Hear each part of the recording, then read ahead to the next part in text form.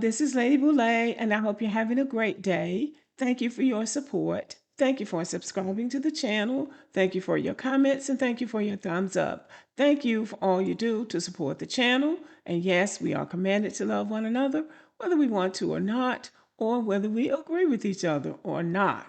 Well, y'all, another group of Africans have come on the radar. And I have picked up on them by listening in on some of these talk panels that these black men, and it's mostly black men that are doing this, and I think it's a good thing. They are taking these immigrants on, especially these African immigrants. Now, mostly it's been West Africans, sometimes South Africans, and then maybe a sprinkling of Kenyans once in a while, but mostly it's West Africans. But guess who's jumped in the fray? Some Ethiopians calling themselves Habeshas.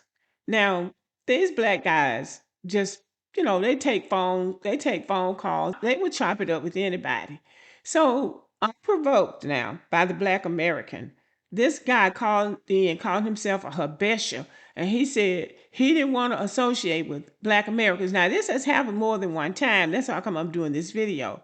He says he's a Habesha and that they are superior to all of the black people, evidently. And they don't want to associate with Blck Americans. Now, you have to consider this now. He called into a Blck Americans podcast to say that the Habesha, I think that's what they call themselves, people don't want to associate with Blck Americans.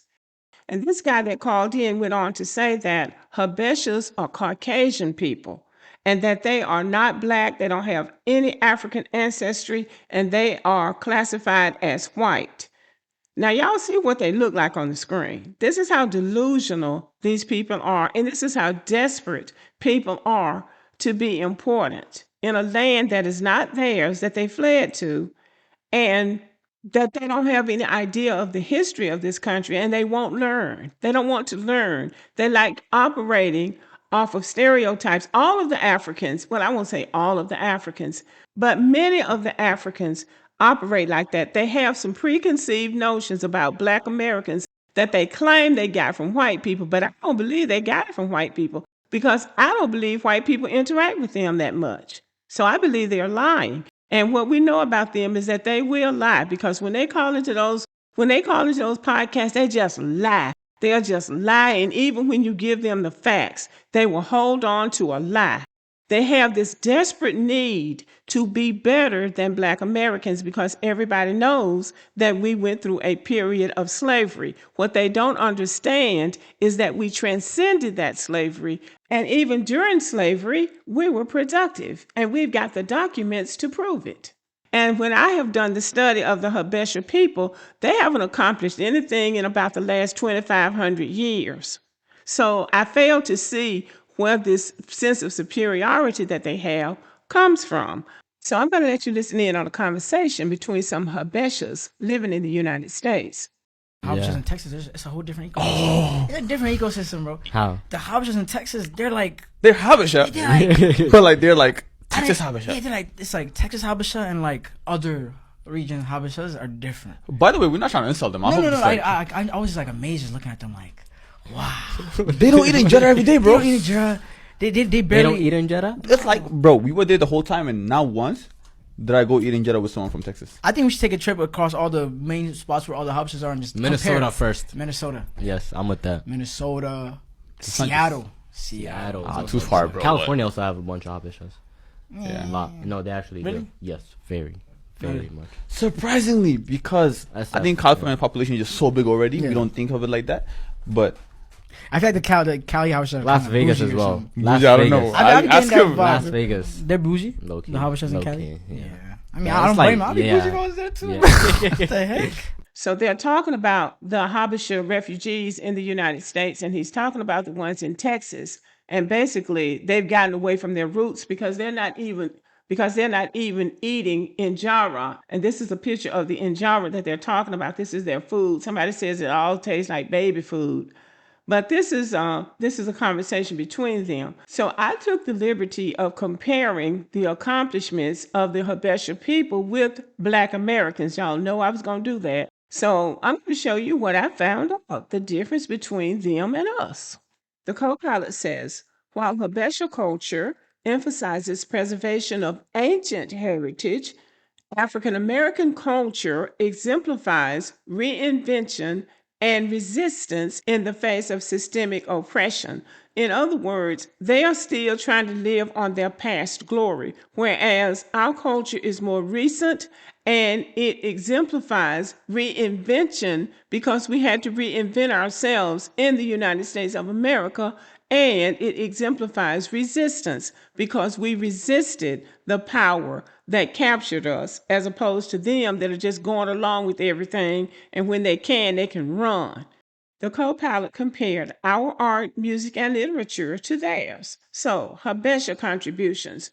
Traditional music using instruments like the kra and the masinqo. Nobody ever heard of those.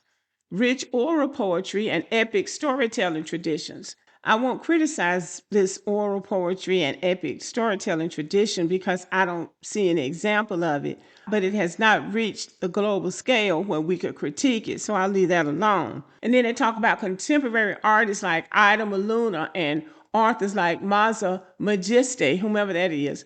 They have gained international acclaim. Well, not in the United States, but now. The African American contributions pioneered global music genres, jazz, blues, hip hop, gospel, R&B, and they left out country and rock and pop, popular music. Literary giants like Toni Morrison, James Baldwin, and Maya Angelou reshaped global literature. So ours has a global reach. And visual artists like Carol Walker and filmmakers like Ava DuVernay have redefined narrative and representation. And they're also leaving out some of the more famous filmmakers like Spike Lee and Ryan Coogler, the guy that did Black Panther. Everybody knows about that. So they don't have anybody to compare with our music, art, or literature giants. That's just a fact. I'm making this comparison because I think people need to understand where they are in the real scope of things as opposed to their imaginary place in the world. So let's compare the political and social movements between the Habesha and Blck Americans. The Habesha fought a battle in 1896 against the Italians and fought the Italians. The Italians had 17,000 troops and they had 100,000. So they beat the Italians. So good for them.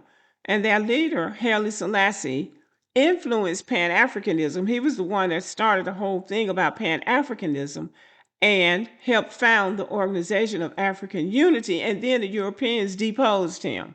So he got run out of his own country. Our legacy is the civil rights movement led by Dr. Martin Luther King, Rosa Parks, and Malcolm X, transformed U.S. law and global human rights discourse. And it also changed the law that allowed them to come into the United States and run their mouths. Also, the continued leadership in movements like Black Lives Matter influenced global conversations on race and justice. They don't want a conversation on race and justice. They just want somewhere to run to. That's all they want, somewhere to run to. So here is the Habesha's global influence. Maintains strong cultural identity through language, religion, and community hubs in cities like Washington, D.C. and Toronto. In other words, they're maintaining language and religion in the places that they fled to. It also says they made contribution in academia, medicine, and entrepreneurship, and they weren't specific. Unlike them, we have actual global impact and social justice movements. Our exports are music, fashion, sports, and activism. They have shaped global culture and political movements. It also mentions that President Obama was the first Black president of the United States. I didn't get into inventions. I did look at their inventions, and they don't have any comparative to what we have. And I didn't want to make the video too long. So our accomplishments globally and locally are greater than theirs. And, we knew that they would be. So my point is that Black Americans are much more accomplished than the Habesha people. And so when they come to another country, they just really need to take a seat. When they come to another country, these Africans, these Habeshas, need to take a seat and be quiet. Because at the end of the day, The only people that we need to be dealing with in sincerity is white people.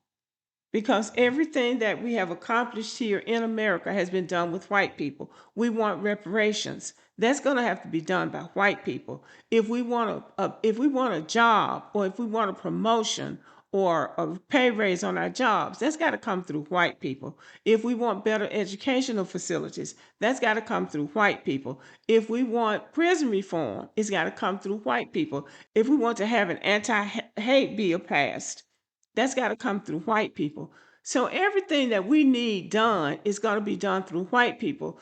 So all we can really say to people like these Habeshas is that you need to get somewhere and sit down before you get deported. And there's something else I learned about the Habeshas while I was doing this. It's mostly the Habesha men that are doing all this talking. But guess what? The Habesha women are making a play for Blck American men. So that's what this is all about. They're trying to say, well, we're better than you. Well, convince your women. That's what you need to do. Okay, y'all. Thank you for listening. Let me know what you think about the video and have a good evening.